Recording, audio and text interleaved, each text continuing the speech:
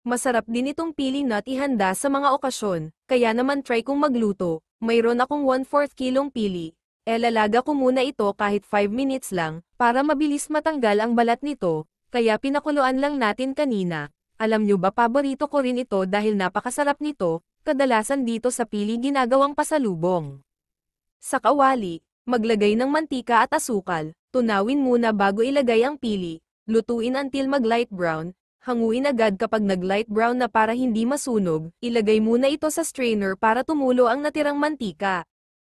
At elatag sa dahon ng saging at paghiwa-hiwalayan para hindi magdikit-dikit, ilalagay ko ito sa plastic ziplock, para crunchy pa rin kahit stock mo ng ilang araw.